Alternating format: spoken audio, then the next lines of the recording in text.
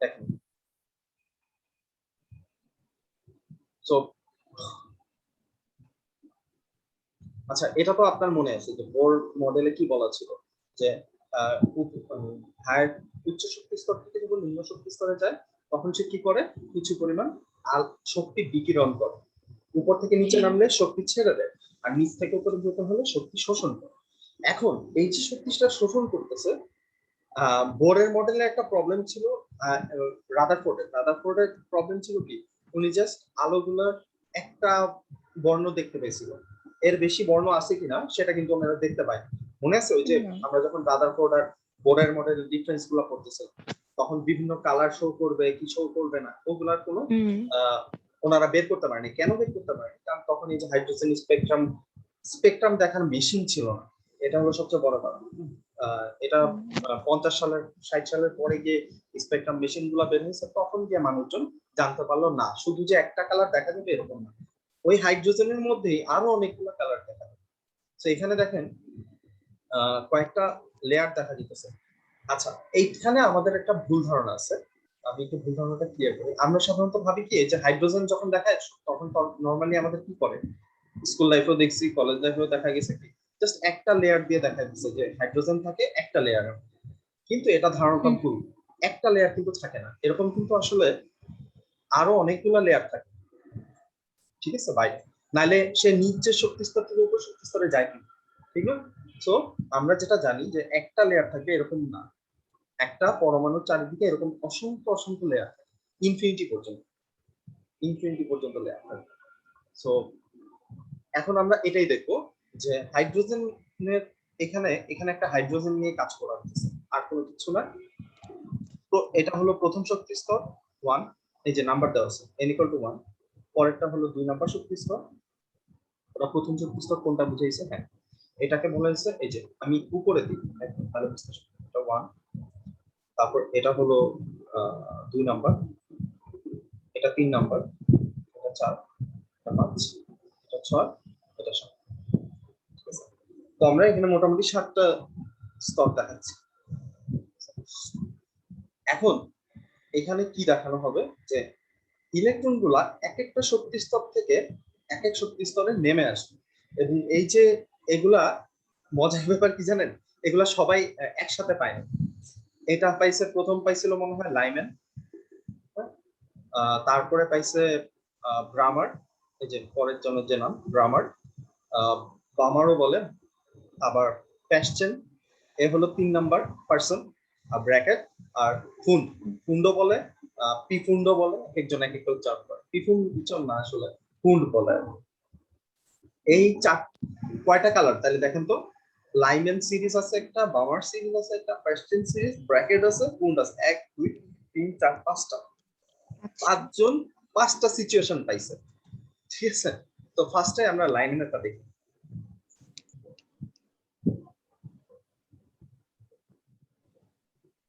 আচ্ছা, সো এখানে একটা প্যাটার্ন খেয়াল করেন, লাইম্যানেরটা সবগুলা 7 নাম্বার থেকে কোথায় গেছে, 1 নাম্বার, 6 নাম্বার থেকে 1 নাম্বার, 5 নাম্বার থেকে 1-এর, সবগুলাই কোথা থেকে, হাইয়েস্ট লেভেল থেকে 1 নাম্বারে গেছে, 7 থেকে 1, 6 থেকে 1-এ।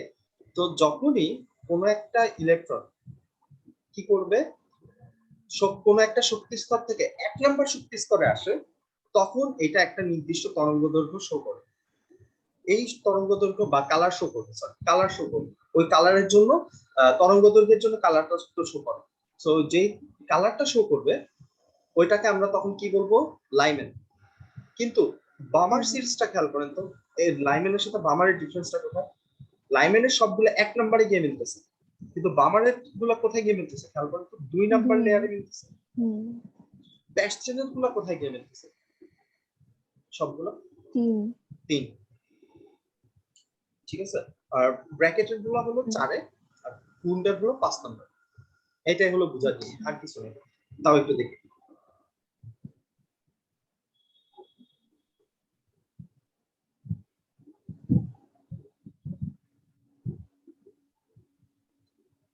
এই যে যেটা বলতেছিলাম 7 নাম্বার থেকে সে কোথায় চলে আসলো, 1 নম্বরে চলে আসলো, এবং এই জন্য আমরা কি এখানে একটা কালার শো দেখাবো। এটা কোন কালার বলেন তো? বেগুনি কালারের মতো লাগতেছে, ব্লু কালার।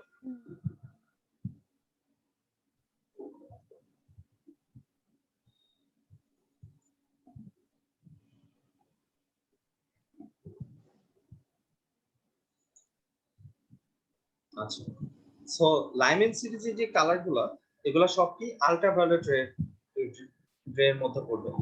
এই পার্টটা মনে হয় আমাদের এই যে এতটুকু, এই যে এই পার্টটা, এটা হলো আল্ট্রাভায়োলেট ভিজিয়ামের পার্ট, ঠিক আছে? এটা এখানে লেখা নেই, এটা হলো আল্ট্রাভায়োলেট। এই পাশে আবার আমাদের ভিজিবল স্পেকট্রাম পার্টটা। সো লাইমেন সিরিজে আমরা কোন আলো দেখবো? আল্ট্রাভায়োলেট, অতি বেগুনি। এটাকে কেন অতি বেগুনি বলে এটা জানেন? একটু ভালো করে আপনার কাছে কি বই খোলা আছে? বই আছে। আচ্ছা, বইয়ের মধ্যে খেয়াল করে দেখেন অতি বেগুনি রশ্মিটা কার পাশে আছে? ঠিক 400 এর পাশে অতি বেগুনি রশ্মি, ঠিক আছে? 400 এর পর থেকে অতি বেগুনি রশ্মি শুরু হয়েছে আল্ট্রাভায়োলেট রে। 400 কে 400 বলি বা 380 বলি, এটাকে বেগুনি না? বেগুনি। হ্যাঁ, এবং আল্ট্রাভায়োলেট রে ভ্যালুগুলো আরো বেশি হয়। তার মানে ওই কালারগুলো কি বেগুনির চেয়ে অনেক বেশি গাঢ়। এজন্য এগুলাকে বলা হইতেছে কি অতি বেগুনি রশ্মি। লজিকটা বুঝতে পারছেন কেন অতি বেগুনি বলা হয়? কারণ বেগুনির চেয়ে আরো বেশি বেশি।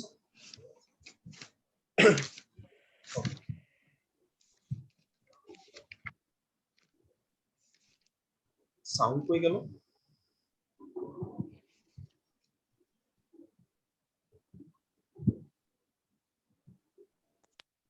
সাউন্ড তো শুনতেছি না প্রথম থেকেই। আচ্ছা, না আমি আপনারে বলে দিতেছি, এই জন্য আর কি সাউন্ডটা ইয়ে করবি। আচ্ছা, আমি সাউন্ড আচ্ছা আচ্ছা। Is obtained. The values of frequencies obtained in this transition lie in the ultraviolet region of the electromagnetic spectrum. আচ্ছা, এগুলো আল্ট্রাভায়োলেটের মধ্যে পড়ছে power series. When a transition from higher orbits to the third orbit occurs in the atom, Paschen series is obtained. যেটা আমি বললাম, মানে highest থেকে 3 নম্বরে আসলেই প্যাসছেন সিরিজ The বলবো। values of frequencies obtained in this transition lie in the infrared region. হ্যাঁ, এটাকে বলা হয় ইনফ্রারেড রিজিয়ন। ওই যে ইনফ্রারেডের কথা বলছিলাম, ইনফ্রারেড রে থাকে, বলছিলাম না যে মোবাইলের কথা, আগের মোবাইলগুলো। আবার এটা পাওয়া যায় কোথায়? যে টিভি রিমোটের মধ্যে ইনফ্রারেড রে পাওয়া যায়। Electromagnetic spectrum. When a transition from higher orbits to the fourth orbit occurs in the atom, তাহলে এটা কোথায় আসবে? 4 নাম্বার অরবিটে আসবে, হাইয়েস্ট থেকে 4 নম্বরে আসবে। তাহলে এটাকে বলবো series is bracket. obtained.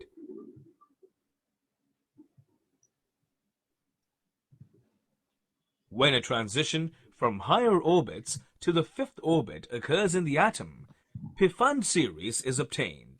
The energy of emitted radiation is given by the formula shown here, and the Rydberg formula for the spectrum of hydrogen. So কনসেপ্টটা ক্লিয়ার হয়েছে কিনা, যে আমরা কখন লাইমেন বলবো, কখন বামার বলবো, কখন প্যাসচেন বলবো, কখন ব্র্যাকেট বলবো, কখন কোন বলবো, মনে থাকবে? আচ্ছা, এটার জন্য একটা কবিতা আছে মনে রাখার জন্য, মানে সিরিয়ালটা মনে রাখার জন্য। আচ্ছা।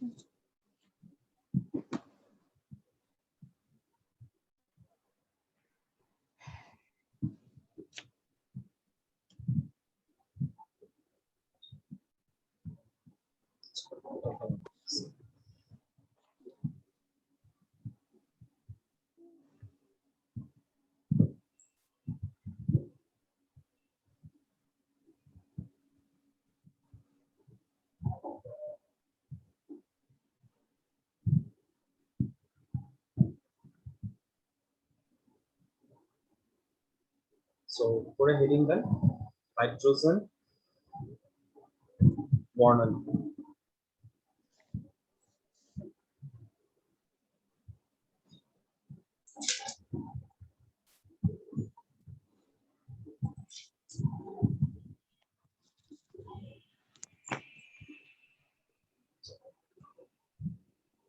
সো হাইড্রোজেন, আচ্ছা বর্ণালীর সিরিজ লেখা, তাহলে হাইড্রোজেন বর্ণালীর সিরিজ বলে।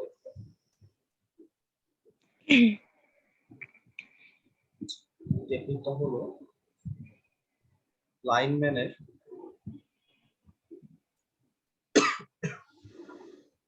বাম পাশের পকেট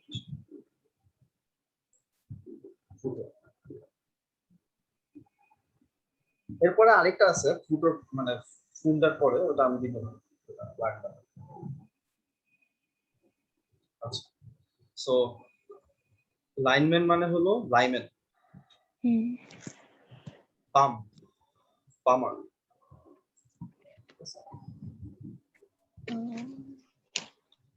তারপরে হলো পাশেরটা হলো প্যাশন বা প্যাশন, যেটাই বলো আপনাদের বইগুলো তোমরা প্যাশন দিচ্ছে, প্যাশন।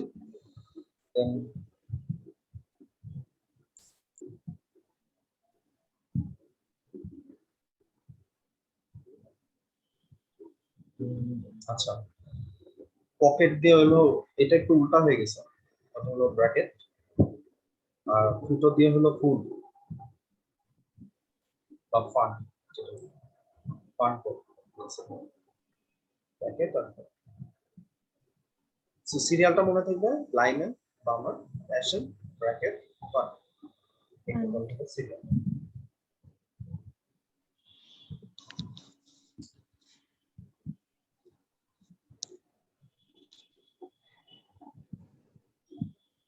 সো এটার আবার একটা চার্ট আছে, আমি চার্টটা করতে হবে। বর্ণ, এটা তোলা হয়েছে? হ্যাঁ হয়েছে।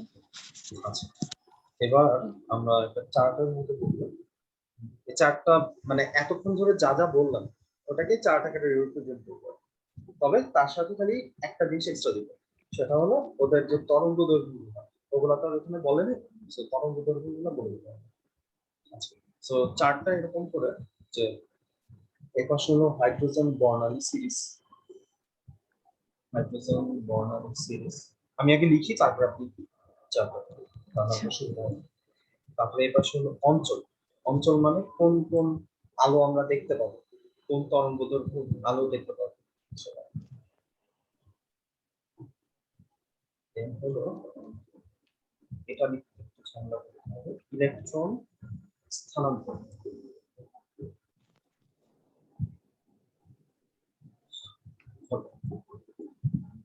এখানে আবার এরকম ভাগ করে লিখবো,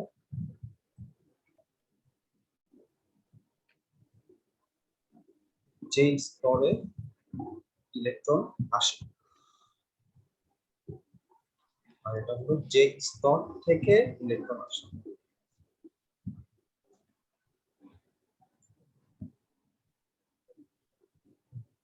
লাস্টেরটা হলো তরঙ্গ দৈর্ঘ্য। এবার আপনি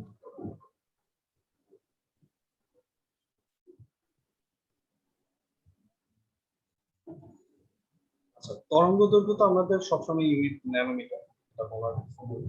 সো হাইড্রোজেন বর্ণালী সিরিজ, তাহলে আপনি এবার বলেন তো নিজে নিজে কোনটার পরে কি হবে, প্রথমে কোনটা?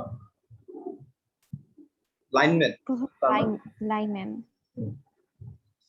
লাইম্যান, বামার, আমার প্যাশন, ব্র্যাকেট, ফান। question, আপনাদের বই লিখছে প্যাশন, কলেজে আবার প্যাশন করাইছিল। তাহলে প্যাশন নিলেন, বা মনে আছে দেখি ভালো, তাহলে ঠিক আছে প্যাশন নিলেন। ব্র্যাকেট, অ্যাকচুয়ালি এটা ভুল কিছু না, আপনি যেটা লিখবেন ওটাই কারেক্ট, কোনো সমস্যা নেই। অ্যাকচুয়ালি আমরাও কলেজে প্যাশন করছি, অবশ্য আমাদের সময় ম্যাথ ছিল না, আপনাদের আবার ম্যাথই, তবে ম্যাথ গুলো কঠিন কিছু না, আমি চেহারাটা একটু বলতে পারি। আচ্ছা, তো প্রথমে লাইম্যান যেটা, এটা মনে আছে কি বলতেছিল ভিডিওতে, অতিবেগুনি রশ্মি। হুম। আমি একটু কনফিউজড হয়ে গেছিলাম, ভিডিওতে একটা ভুল বলছে, ভিডিওতে বামার সিরিজ কেউ বলছে অতিবেগুনি, অ্যাকচুয়ালি বামারটা অতিবেগুনি না, এটা হলো দৃশ্যমান আলো, দৃশ্যমান যেটা আলো, যেটা আমরা বলি বেনি আসর বলা, ভিভিও।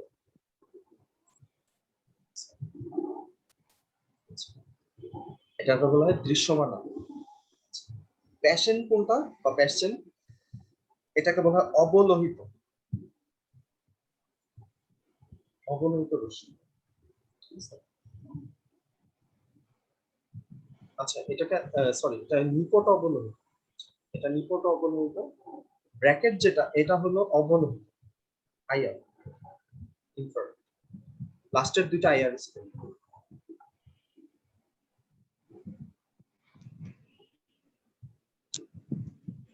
মানে প্যাসচেন যেটা একটা অবলোহিত পিক আছে, আর বাকি দুটো হলো অবলোহিত রশ্মি। আচ্ছা, এখন এই যে নামটা অবলোহিত, অবলোহিত কেন? ঠিক না? নামটা শুনে কি মনে হয়? লোহিত কথাটার মানে কি? লাল, হুম ঠিক আছে? মানে লালের চেয়ে কম। অব মানে কি? আমরা ওই যে বলি না অবনমন, নেমে যাওয়া, নেমে যাওয়াকে বলি আমরা অনেক সময় অবনমন, খারাপ ভাবে নেমে যাওয়া, ঠিক আছে? তারপরে উম, অবজ্ঞা, মানে কাউকে খারাপ ভাবে জ্ঞাপন করা, আহ, এরকম আর কি। অব কথাটার মানে হলো আহ, খারাপ বোঝানো হয় বা কম বোঝানো হয়। তো যেটা হলো কম লাভ, এটা বোঝানো হয়, এটাকে বলা হয় অবলোহিত। এবার আপনি যদি একটু স্পষ্ট করে চার্টটা, যে আমরা যে চার্টটা দেখেছিলাম তরঙ্গ দৈর্ঘ্য, ওখানে খেয়াল করবেন যে দৃশ্যমানের বাম পাশে হলো আইআর, দৃশ্যমানের বাম পাশে আইআর স্পেকট্রাম গুলো আছে, ঠিক আছে? এবং আইআর স্পেকট্রাম গুলো হলো লালের বাম পাশে, তার মানে লালের বাম দিকে, ঠিক আছে? এই জন্য আহ, বলা হয়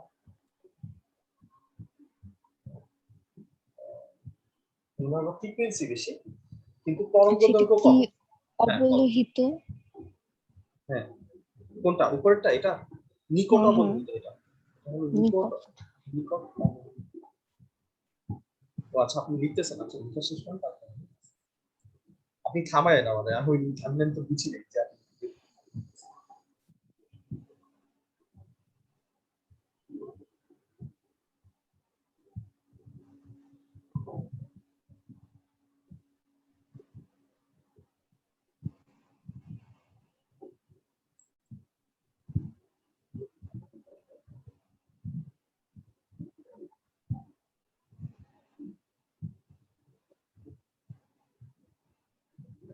হ্যাঁ স্যার।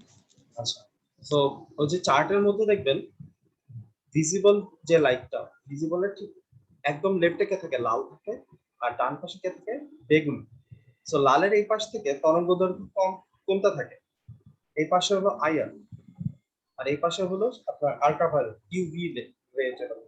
আল্ট্রাভায়োলেট, এই যে আল্ট্রা কথাটা মানে কি? ভায়োলেটের চেয়ে বেশি, এই জন্য এটার নাম হলো আল্ট্রাভায়োলেট।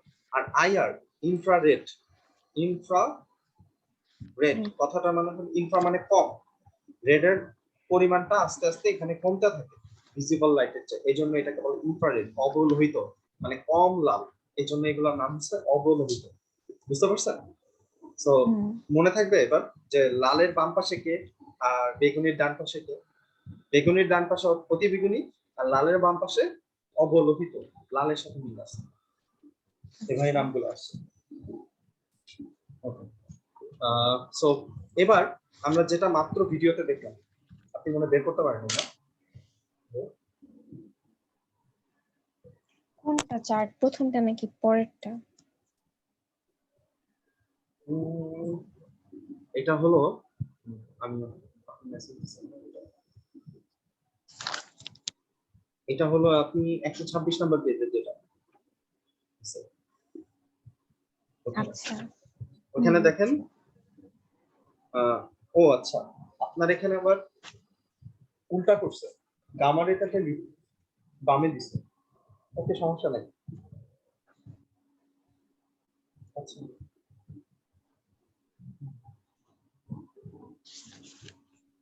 হ্যাঁ ঠিক আছে। তো মানে এটা হলো তরঙ্গ দৈর্ঘ্য, এই যে ন্যানোমিটার, 380 থেকে, এই যে বাম পাশে আপনারটা উল্টা, আপনার বই যেটা দিচ্ছেন আপনি, হাজারি স্যারের বইটা, আপনি হাজারি স্যারের বইটা দেখেছেন? আচ্ছা, হাজারি স্যারের বইয়ে উল্টা করে দিয়েছে। অ্যাকচুয়ালি এটাই বেশি পপুলার, হাজারি স্যারের বইটা পারফেক্ট। এটা হলো বাম পাশের যেগুলা, ওগুলা হলো ফ্রিকোয়েন্সি দেখা গেছে নিচে। তাহলে ফ্রিকোয়েন্সি বাড়তেছে কোন পাশে? মাঝখানে ভিজিবল লাইট আছে, তার বাম পাশে কোনগুলো গেছে? ফ্রিকোয়েন্সি গেছে। বাম পাশে হলো আল্ট্রাভায়োলেট, তারপরে এক্স রে, তারপরে গামা, এভাবেই তো আছে চার্টে হ্যাঁ। নাকি? সো তার মানে কি ফ্রিকোয়েন্সি বাড়ছে কোন পাশে? বাম পাশে বাড়ছে। তার মানে বেগুনি থেকে আরো অতি বেগুনি হচ্ছে, মানে বেশি হচ্ছে। আর ডান পাশে দেখেন ফ্রিকোয়েন্সিটা কমে গেছে না, হুম ভিজিবল লাইট থেকে ইনফ্রারেডের দিকে যখন গেছে, এই জন্য এটাকে বলা হচ্ছে লালটা আস্তে আস্তে ফ্রিকোয়েন্সি কমে, এইভাবে নামকরণটা করা হয়েছে ফ্রিকোয়েন্সি বিষয়, তরঙ্গ দৈর্ঘ্য। ফ্রিকোয়েন্সি হিসাবে এটা কম না বেশি এটা বোঝানো হয়। Is it clear? বুঝতে পারছেন নাকি আবার বলবো? বুঝছি। ফ্রিকোয়েন্সি হিসাবে করা হয়েছে কিন্তু, হ্যাঁ, এটা মাথায় রাখবেন। যাই হোক, এটা মনে রাখার জন্য, এটা এত বোঝার কিছু না। এখন আমাদেরকে দেখতে হবে যে লাইম্যান সিরিজে কোন স্তরে ইলেকট্রনটা আসে। আমরা কি দেখছিলাম, লাইম্যান মানে কি একদম প্রথম স্তরে যে ইলেকট্রন গুলো আসবে। তাহলে হুম এখানে এটা, ও আচ্ছা, এখানে একটা লিখবেন n1, এটাকে লিখবেন n2, এটা লিখতে বলেছি। এখানে n1 লিখতে হবে, এখানে n2 লিখতে হবে। n1 মানে কি, যেই স্তরে একদম লাস্টে ইলেকট্রনটা আসে। এই যে লাস্টেরটা হলো n1। আর যে কোনো, ধরেন 7 নাম্বার থেকে 1 নাম্বার আসছে, তাইলেও এটাকে n2 ধরবেন। যদি আপনার 5 নাম্বার থেকে 1 নাম্বারে আসে, তাইলেও এটাকেও n2 ধরবেন। আবার যদি 4 নাম্বার থেকে আসে, তাইলেও ওইটাকে n2 ধরবেন। ব্যাপারটা বুঝতে পারছি? যেই স্তর থেকে আসুক ওইটাকে আমরা কি ধরবো, n2 ধরবো। আর n1 কোনটাকে ধরবো, ওই নির্দিষ্ট সিরিজের জন্য যেটা থাকবে ওটাকে আমরা n1 ধরবো। সো এখানে কোন স্তরে ইলেকট্রনটা আসে, 1 নাম্বার স্তর। আর কোন কোন স্তর থেকে ইলেকট্রন আসতে পারে, 2 নাম্বার থেকে, 3 নাম্বার থেকে, 4 নাম্বার থেকে, এরকম করে ইনফিনিটি পর্যন্ত যে কোন স্তর থেকে ইলেকট্রন আসতে পারে। ঠিক আছে? এবং এটা তরঙ্গ দৈর্ঘ্য হলো 92 থেকে 120 ন্যানোমিটার। আমাদের শুধু প্রথম দুইটা মুখস্থ রাখলেই চলবে, লাইম্যান আর বাবা, এটাই বেশি প্রবলেম। বাট বাকিগুলো মুখস্থ রাখতে পারলে ভালো, তাহলে আর কেউ আটকে দিতে পারবে না।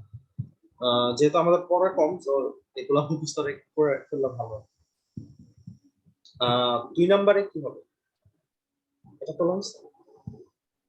হুম বামার যেটা, তাহলে বামার কি সেকেন্ডে, তাহলে এখানে কয় নাম্বারে ইলেকট্রন আসবে, 2 নাম্বারে ইলেকট্রন টু আসবে। তাহলে কোন কোন স্তর থেকে আসবে, 2 এর পর থেকে 3 এই 4 3 থেকে 4 5। ইনফিনিটি। আর এটার রেঞ্জ হলো, এটা হলো কি দৃশ্যমান যেটা, ঠিক আছে। দৃশ্যমান হলো 380 থেকে 780। আমরা যেটা শিখছি চার্টে, আমি তো এটাই দিছিলাম, হুম 380 থেকে 780 দিছি, যেটা কিনা আপনার হ্যাঁ এই স্যারের 450 থেকে 700। হ্যাঁ, তাহলে আচ্ছা whatever। তারপরে প্যাসচেন যেটা, ওটা কয় নম্বরে, 3 নম্বরে। সো এটা হুম আসবে 4 5 6 থেকে ইনফিনিটি। আর এটার রেঞ্জ হলো 950 থেকে শুরু করে 1875, অলমোস্ট ডাবল। 950 ডাবল, 9 দুগুণ 18।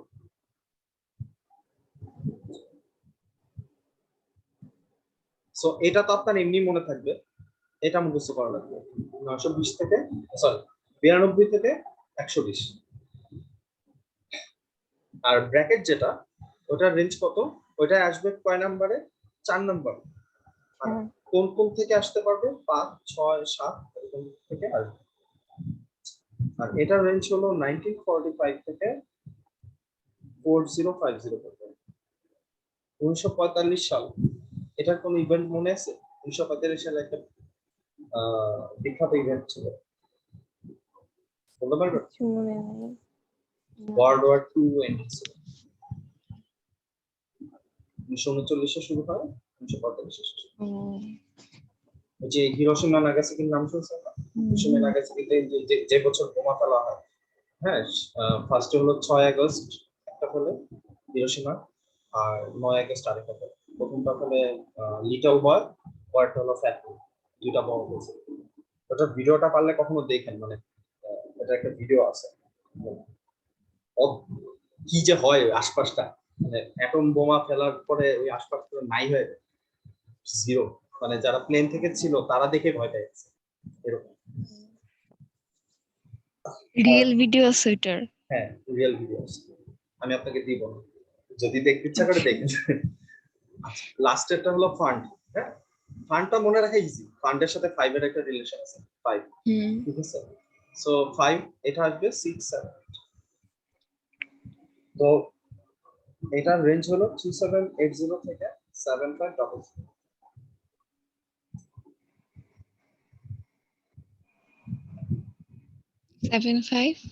7500।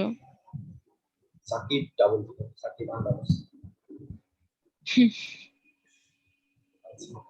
এখানেও আরেকটা আছে 7।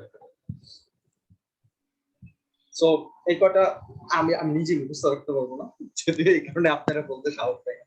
মুখস্থ করেন, কিন্তু কিছু করার নেই, মানে ম্যাপ করার সময় লাগবে। সো মোটামুটি একটা আইডিয়া রাখেন যে আহ, কত থেকে কত রেঞ্জটা মাথার মধ্যে থাকলে অ্যাটলিস্ট বলে দিতে পারবে। ঠিক আছে, এখানে প্রায় 900 থেকে 1800 এই রেঞ্জটা হবে প্যাশনে। আর এখানে হলো প্রায় 3000 এর মতো রেঞ্জ। 1000 মানে 2000 থেকে, এটা মনে রাখার জন্য আমি আমি বলবো যে 2000 থেকে 4000 এটা মাথার মধ্যে set হয়। তাহলে আপনি অ্যাটলিস্ট ক্যাচ করতে পারবেন ব্র্যাকেট। 2000 থেকে 4000 এরকম একটা range। 4000 আর এটা হলো 3780 থেকে 7.5, এটা বিশাল। মানে এটা 4000 এর কাছাকাছি থেকে শুরু করে 7 পর্যন্ত, মানে 100টা হবে সবচেয়ে হাইস্ট। ঠিক আছে, 4000 বা 3700 থেকে শুরু করে 7,500, এরপরে গেলেই আপনি বলবেন যে এটা। তবে এখানে আমি আচ্ছা দেখ, এটা পরে কি তোলা হয়েছে এটা চার্টটা। হয়েছে। আচ্ছা,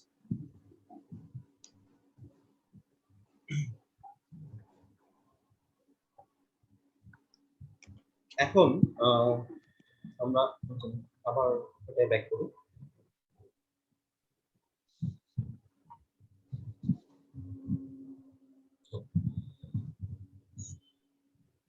এই যে ওনারা যে টেস্টিং গুলো করছে, এগুলো কিভাবে করছে? হ্যাঁ, দেখুন মজার একটা টেস্টিং আছে। Clear line, dark line, clear line with about actually a piece of আচ্ছা, and in many other applications. So to show a spectrum, what we use is called a diffraction grating. This looks like এই যে হাতের মধ্যে যে কাগজটা দেখতেছেন, শীটটা, এটা আসলে নরমাল কোনো কাগজ না। এটাকে বলা হয় ডিফ্রাকশন গ্রেডিং। ডিফ্রাকশন মানে হলো অপবর্তন। অপবর্তন কথাটা মানে কি, যেটা আলোক রশ্মিকে ছড়ায় দেয়। কি বললাম? যেটা কি করে, আলোগুলোকে বিভিন্ন দিকে ছড়ায় দেয়, এটাকে বলা অপবর্তন। আরো কঠিন জিনিস আছে, সেটা আমি যাবো না, এটা আপনি ফিজিক্সে যখন করবেন তখন আপনার জানতে পারবেন। সো অপবর্তন গ্রেডিং মানে এখানে হলো বিভিন্ন ধরনের গ্রেড করা থাকে, এক এক যেটা এক এক রকম। গ্রেডিং মানে কি, আমরা যেমন স্টুডেন্টদেরকে গ্রেড করি না, যে এ গ্রেডিং, বি গ্রেডিং, এরকম এইখানেও কতগুলো পার্ট বাই পার্ট ভাগ করা আছে। এটাকে বলা হচ্ছে ডিফ্রাকশন গ্রেডিং। মানে এক এক জায়গায় আলো এক এক ভাবে ছড়াবে, এক একটা পার্ট এই কাগজটার মধ্যে। ঠিক আছে, তো এটাতে প্রায় 10,000 না 20,000 এর মতো খালি এরকম দেখা যেতেছে না, এরকম দাগ টানা আছে। a piece of clear plastic, but it's not. It is actually a piece of clear plastic on which an image has been inscribed with dark line, clear line. আচ্ছা, এটা বলতে ভুলে গেছি। এবং এখানে একটা ইমেজ আছে। ইমেজটা কিরকম? একটা হলো ইমেজটা এরকম করে যে এখানে একটা আলো থাকবে, পরে একটা ডার্ক লাইন থাকবে। ডার্ক লাইন তো আর আমরা দেখবো না। এরপর আবার একটা আলো, তারপর আবার একটা ডার্ক, আবার আলো, আবার ডার্ক। এই যে মাঝখানে গ্যাপ গুলো দিয়ে আমি বুঝিয়ে দিচ্ছি ডার্ক। এই শীটটার মধ্যে এরকম লাইট পার্ট থাকবে, তারপরে ডার্ক থাকবে, লাইট থাকবে, ডার্ক থাকবে, লাইট থাকবে, ডার্ক থাকবে। ব্যাপারটা বুঝতে পারছেন? মানে একটা রুম, আপনি একটা বিশাল বড় রুমের কথা চিন্তা করেন, অনেকগুলা পার্টিশন করা হয়েছে। একটা রুমে লাইট থাকবে, পাশের রুমে লাইট থাকবে, পরেরটা লাইট থাকবে, পরেরটা আবার লাইট থাকবে, এরকম করে এক একটা। এটার মধ্যে অনেকগুলা চেম্বারের মধ্যে। Dark line, clear line with about 10 to 13,000 lines per inch. 10 থেকে 13,000, যেটা বলতেছিলাম, 10 থেকে 13,000 মতো প্রত্যেক ইঞ্চির মধ্যে। মানে 1 ইঞ্চিতে আপনার এতটুকু যদি 1 ইঞ্চি হয়, 1 ইঞ্চির মধ্যে এরকম লাইন থাকবে কয়টা? 10,000 থেকে 13,000 এর মতো লাইন থাকবে। তো যতটা সিম্পল লাগতেছে এতটা সিম্পল জিনিস না এটা। So it's called a এটা অনেকটা, আপনি কোনোদিন ছোটবেলায় যে ইয়া খেয়েছেন, একটা মজার একটা কাগজ পাওয়া যেত। এই কাগজটা দুইটা কাগজের মতো থাকতো, এটা দেখা যেত যে একটা ঘোড়া দৌড়াইতেছে বা একটা হরিণ দৌড়াইতেছে, ওইটার মতো জিনিসটা এটা। ঠিক আছে, যে একটা ডার্ক থাকবে, একটা কালো থাকবে। ওটা কিন্তু পুরোপুরি মানে একরকম কালার থাকে না, দেখবেন খেয়াল করে। ওটার মধ্যে একটা পার্ট ভাগ ভাগ থাকে, খেয়াল করছেন এটা?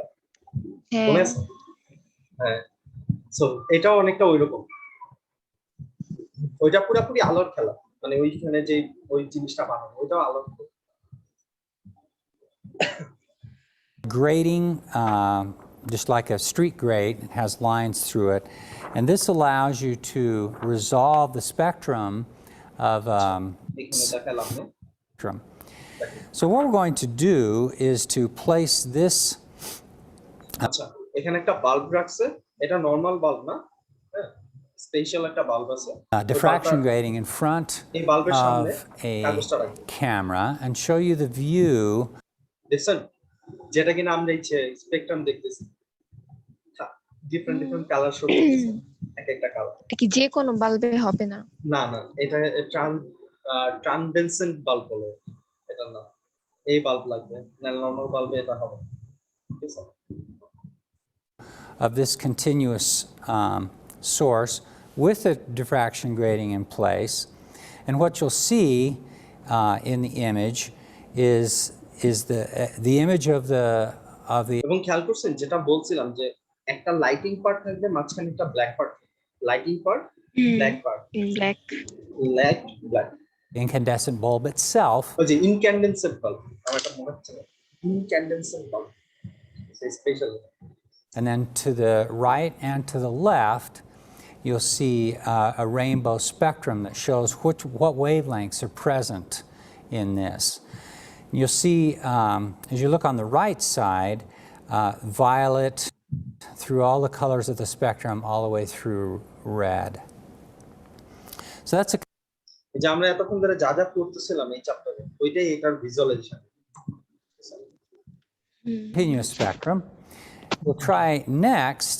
আচ্ছা ও আরেকটা জিনিস এটাকে বলা হয় অবিচ্ছিন্ন বর্ণালী অবিচ্ছিন্ন কেন বলতেছে কারণ এই পুরাটা যে লাইটটা তৈরি হয়েছে আমরা যেটা দেখতেছি এটা কিন্তু এক একটা কালারের পর এক একটা কালার চলে আসতেছে মানে কোনো গ্যাপ আছে এই এতটুকু জায়গার মধ্যে তো কোনো গ্যাপ নেই সেই জন্য এটাকে বলা হয় কন্টিনিউয়াস স্পেকট্রাম বা অবিচ্ছিন্ন বর্ণালী to look at a discrete spectrum. আচ্ছা এখন আমরা দেখব আবার ডিসক্রিট মানে আলাদা আলাদা of mercury. Now what this is it's a discharge tube. It has mercury in it, and what আচ্ছা এটাকে বলা হয় ডিসচার্জ টিউবের মানে হলো যেখান থেকে আলোক রশ্মি গুলো বের হবে ঠিক আছে এইটাকে আবার এই মেশিনটার মধ্যে রাখি এবং রাখার পরে What I'll do is energize this tube. আপনি কি আমার কথা বুঝতেছেন কি বলছি হ্যালো না বুঝিনি বলবেন না বললাম যে এটা একটা টিউব এটাকে বলে ডিসচার্জ টিউব মানে এখান থেকে আলোক রশ্মিটা বের হবে এই টিউব থেকে আবার এই যে আলোক রশ্মিটা বের হবে ওইখান থেকে আবার একটা স্পেকট্রাম আমরা দেখতে পাবো এই মেশিনটার মধ্যে রাখার পর এবার বুঝছেন আচ্ছা apply a voltage to the tube, and that causes the gas in it to emit spectral lines according to the spectrum of the element that we're using, in this case mercury. So I'm going to locate this, its proper spot, turn off the continuous spectrum. So this is a mercury spectrum. এটা হলো যে পারদের যেটা mercury bond without the diffraction আর এই যে মেশিনের কথা বলতেছিলাম না যে স্পেকট্রোস্কোপ এই মেশিনটাকে বলা হয় spectroscope grating. And we'll get it in focus here. It's a bluish colored spectrum. There are mercury vapor lights that are used as street lights. So this may look similar to this bluish tint to the mercury vapor. Now let's try it with the diffraction grating in place.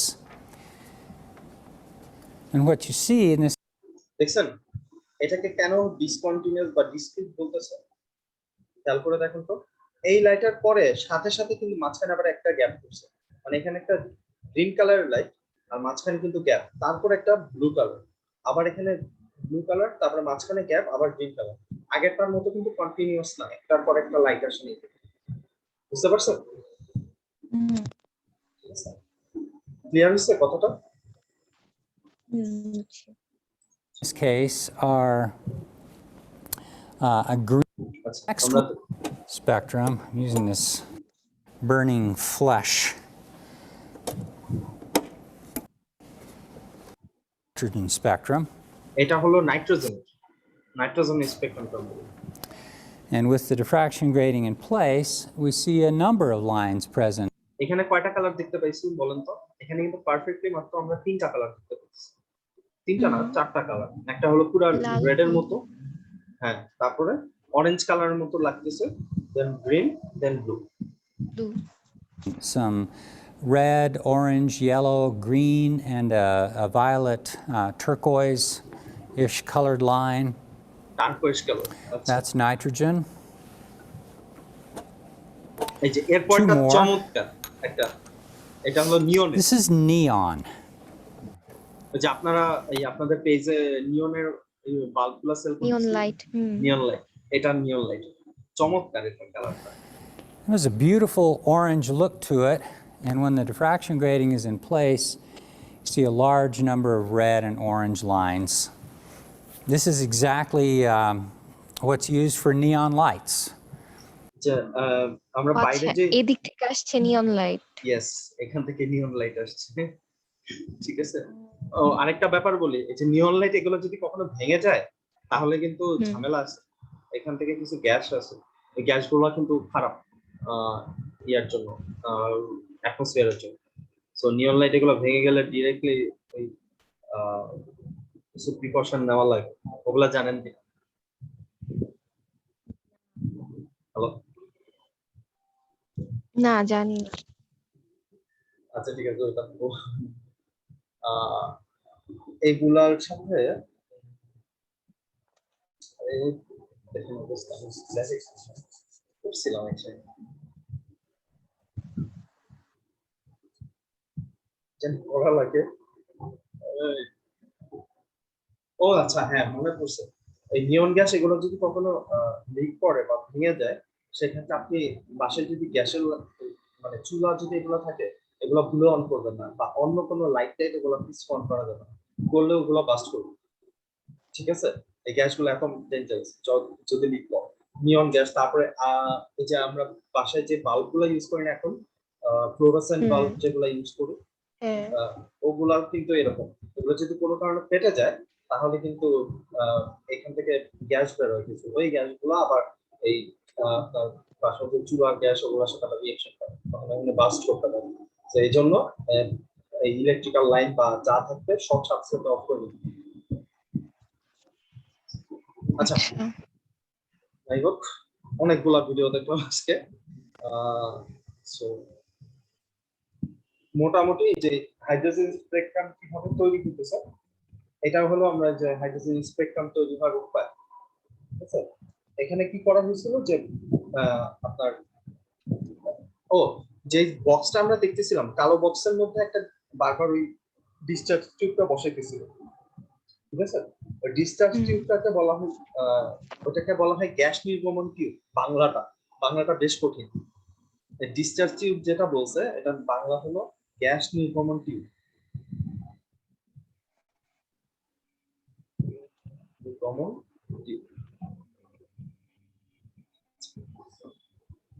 আর আমরা যে কালো বক্সের মতো দেখতেছিলাম, যেটার মধ্যে বারবার ওই টিউবটাকে বসানো হতেছিল, ঠিক আছে, ওইটার মধ্যে ওইটার পিছনে দেখছিলেন, খেয়াল করুন যে একটা তার লাগানো ছিল, ওইটা কিন্তু কারেন্টের সাথে, কারেন্ট সোর্সের সাথে লাগানো ছিল। তার মানে এখানে কারেন্ট সাপ্লাই পাওয়া যায়, কারেন্ট সাপ্লাই না করলে কিন্তু না হবে।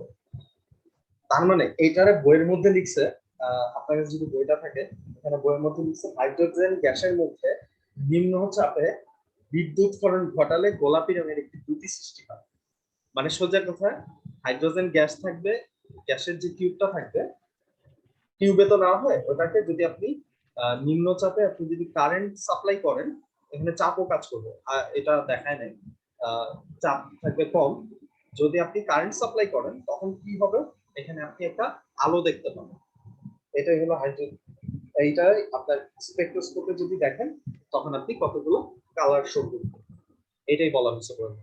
এইটাকে বলা হয় হাইড্রোজেন রেখা বর্ণালী। কথাটা কি বুঝে গেছে? আবার বলবো? হ্যালো, না, বুঝছি। বইয়ে পেঁচিয়ে লিখছে পুরো। হ্যাঁ হ্যাঁ, মানে সোজা কথা, আপনি কি করবেন, স্টেপ গুলো কি? ফার্স্ট একটা হাইড্রোজেন গ্যাস নেবেন, ওটাকে কিসের মধ্যে রাখবেন, ওটাকে নিম্ন চাপে একটা পরিবেশের মধ্যে রাখতে হবে, তারপর এটা ইলেকট্রিসিটি সাপ্লাই করবেন, করার পরে কি করবে ওটা দেখা যাবে কি একটা গোলাপি কালারের মতো একটা আলো দেখা গেছে। এবং এটাকে যদি আপনি স্পেকট্রোস্কোপ মেশিনে দেখেন, আমরা কিন্তু ফার্স্টে কিন্তু যখন চালু করছে তখন কিন্তু আমরা পুরো কালারটা দেখিনি, একটা কালার দেখেছিলাম। কিন্তু যখনই আমরা ওই যে শীটটার মতো নিছি বা স্পেকট্রোস্কোপে নিছি, তখনই আমরা কি দেখতে পেতেছি, অনেকগুলা লাল থেকে বিভিন্ন কালারের বেগুনি এই কালার গুলা কিন্তু তখন আমরা দেখতে পাইতেছিলাম। ঠিক আছে, এইটাকেই বলা হইতেছে কি হাইড্রোজেন রেখা বর্ণন। বুঝতে পারছি? হ্যাঁ হ্যাঁ বুঝছি। আচ্ছা, আর এই যে কালার গুলা কেন হইতেছে, এটার যদি লজিক জিজ্ঞেস করি তাহলে কি বলবেন?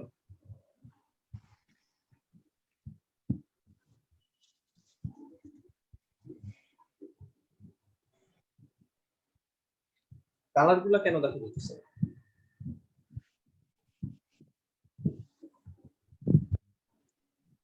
ওই টিউবের কারণে। আর কিছু না, টিউবের মধ্যে কি ছিল, হাইড্রোজেন ছিল। ঠিক আছে, হ্যাঁ তো হাইড্রোজেনের মধ্যে যদি আপনি বাইরে থেকে ইলেকট্রন পাস করেন, ওই যে আমরা প্রথমে যখন দেখছিলাম বাইরে থেকে যদি ইলেকট্রন পাস করি একটা হাইড্রোজেনের মধ্যে, তখন কি হয়, এখান থেকে অনেকগুলা, এটা কি করতেছি আমরা, তাপ দিতেছি আসলে। সোজা কথা, আমরা যখন বিদ্যুৎ সাপ্লাই করতেছি হাইড্রোজেনের মধ্যে, তখন আসলে কি করতেছি, এটার মধ্যে হিট দিতেছি। তো হিট যদি দেই, আমরা কি করছি, একটা শক্তি স্তর থেকে ইলেকট্রন কি করে, আরেক শক্তি স্তরের উপরে লাফ দেয় না, হিট দিলে শক্তি শোষণ করতেছে। ঠিক আছে, তো এক একটা কি হইতেছে, যত বেশি দিব তত এক একটা শক্তি স্তর থেকে আরো শক্তি উপরে শক্তি স্তরে যাবে, এখান থেকে আবার তার পরেরটাতে যাবে। এরকম যত বেশি শক্তি দিব তত বেশি আমার সে লাভ দিয়ে আরো উপরে শক্তি স্তরে যাবে। এবং পরে কি হবে, এবং আমরা যদি এটাকে রেখে দেই কতক্ষণ, তখন দেখা যাবে আবার উপর থেকে যখন ইলেকট্রন গুলা নিচে নেমে আসবে, তখন আলটিমেটলি কালার গুলা শো করবে, বা নিচে থেকে উপরে যখন যাইতেছে তখন আমরা ডিফারেন্ট ডিফারেন্ট কালারটা দেখব, যেটা কিনা বোর মডেলে আমরা শিখে আসছি, যে নিচের থেকে উপরে গেলে বিভিন্ন কালারটা শো করে। এবার মনে পড়ছে বোরের কথাটা? তো এটাই হলো হাইড্রোজেন বর্ণালীর মেইন কথা, যে কেন এখানে আমরা কালার দেখলাম। আচ্ছা,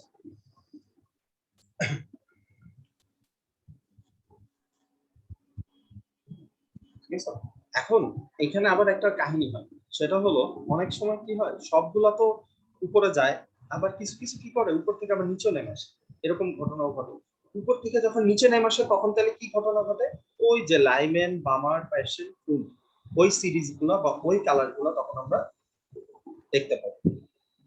বুঝতে পারছি?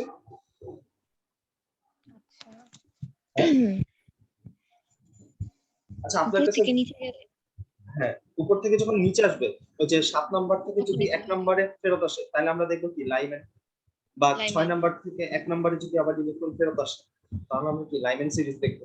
আবার যদি কোনোটা ধরেন 1 নম্বরে আসতে পারলো না, সে 2 নম্বরে আসলো, তাহলে আমরা কোন সিরিজ দেখবো, বামার সিরিজটা। ঠিক আছে, আচ্ছা, আপনার কাছে ইয়ার বইটা আছে না, কোভিড সার্ভিস? হ্যাঁ ওটার পেজ নাম্বার 90 বের করতে হবে। আমি আপনাকে জাস্ট বইয়ের রিডিংটা বুঝাই দিই, তাহলে আপনার মনে রাখতে সুবিধা হবে। মানে মনে রাখতে এমনি পারবেন, জাস্ট কতটা বুঝলেই হয়ে যাবে।